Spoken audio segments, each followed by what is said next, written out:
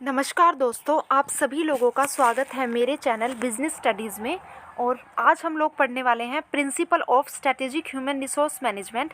इससे पहले मैं अपनी वीडियो को स्टार्ट करूं, जो लोग भी मेरे चैनल पे न्यू आए हैं वो चैनल को सब्सक्राइब कर लें, नोटिफिकेशन बेल को ऑन कर लें एंड वीडियो को लाइक करें अगर उन्हें वीडियो पसंद आती है। और अगर कुछ वीडियो में समझ नहीं आता है तो वो लोग कमेंट सेक्शन में पूछ सकते हैं।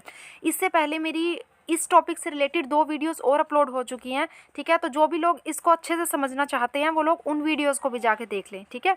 तो हम स्टार्ट करते हैं principle of strategic human resource management. उससे पहले आपको पता होना चाहिए कि स्ट्रेटेजिक ह्यूमन रिसोर्स मैनेजमेंट क्या होता है।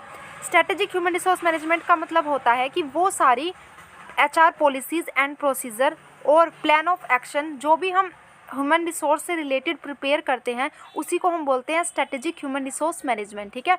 उनको प्रिपेयर करना, फॉर्मुलेट करना, इम्प्लीमेंट करना, उसको बोलते हैं स्ट्रेटेजिक ह्यूमन रिसोर्स मैनेजमेंट। अब स्टार्ट करते हैं प्रिंसिपल को। अगर आपको और भी अच्छे तरीके से मीनिंग जानना है तो आप लोग उन वीडियोज़ को जाके देख लें। तो फर्स्ट ऑफ ऑल है प्रिंसिपल ऑफ कॉम्प्रीहेंसिवनेस। तो ये प्रिंसिपल क्या कहता है? It basically covers all areas, policies and procedures of an organization. It's defined that all the policies of HR should be aligned with the organization goals and policies.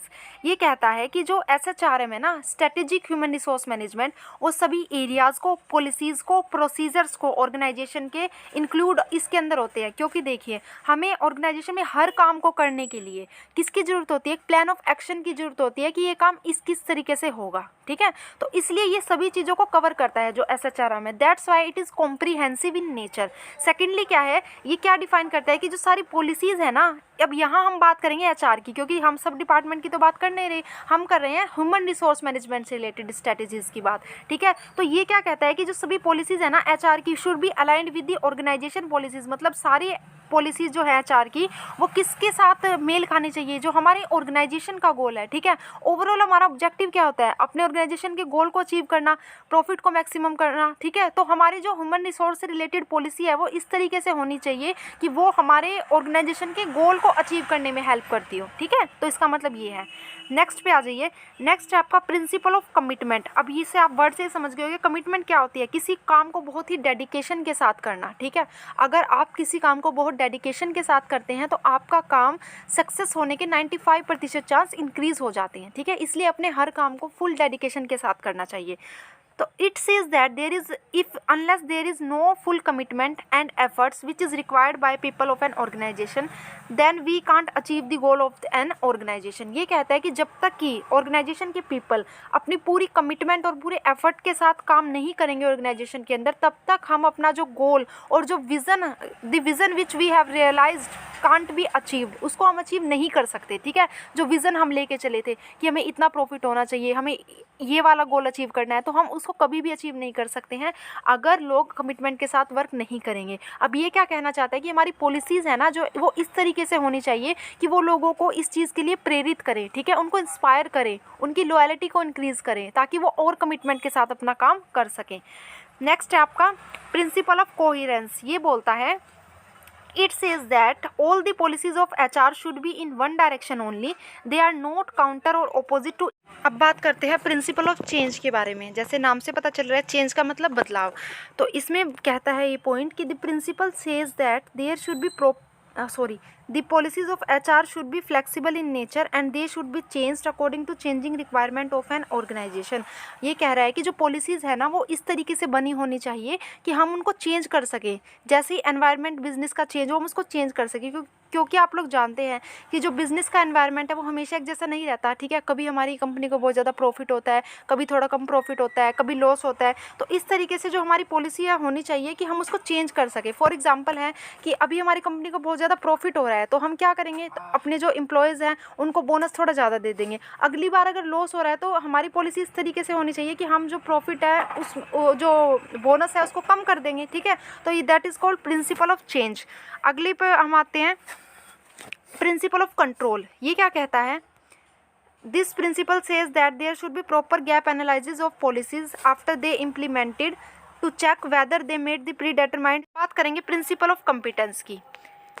It says that there should be proper plan to analyze the performance of the employees and is there if there is more difference between the criteria which is predetermined and actual performance, then the organization has a plan to overcome this. ये क्या कहता है कि हमारे पास proper plan होना चाहिए क्या analyse करने का, परफॉर्मेंस को एम्प्लॉयज़ की, ठीक है। अब हमें परफॉर्मेंस भी तो चेक करनी है ना, हमने कोई क्राइटेरिया सेट करे थे कि ऐसी ऐसी परफॉर्मेंस होनी चाहिए, फिर हम लोग चेक करते हैं कि क्या वो परफॉर्मेंस उससे मेल खा रही है या नहीं खा रही, ठीक है। अगर नहीं खा रही है तो फिर हम चेक करते हैं कि हम इसमें किस किस तरीके से इम्प्रूव कर सकते हैं, तो that is called principle of competence, ठीक है। हम चेक करते हैं और फिर हमें जहाँ जहाँ लगता है कि हमें इम्प्रूव करने की ज़रूरत है वहाँ वहाँ हम इम्प्रूव करेंगे, और सारी जो भी वीकनेसेस थी हमारी पॉलिसीज़ के अंदर, वो जो भी फेल्यूर रहा है उस चीज़ को ओवरकम करने की कोशिश करेंगे, that is called principle of competence.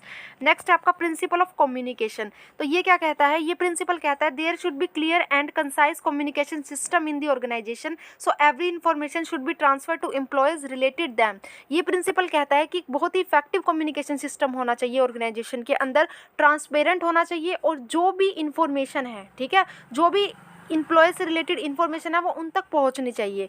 ये तो गवर्नमेंट ने भी एक एक्ट बनाया है, राइट टू इन्फॉर्मेशन, ठीक है। आप लोग मुझे बताना, आप जानते हैं क्या इसके बारे में, राइट टू इन्फॉर्मेशन एक्ट क्या कहता है। तो हर एक एम्प्लॉय को अधिकार है कि उससे रिलेटेड जो भी फैसला लिया जा रहा है, जो भी पॉलिसी बनाई जा रही है, उसकी इन्फॉर्मेशन उस तक पहुंचाई जाए। तो there should be effective communication system in the organisation.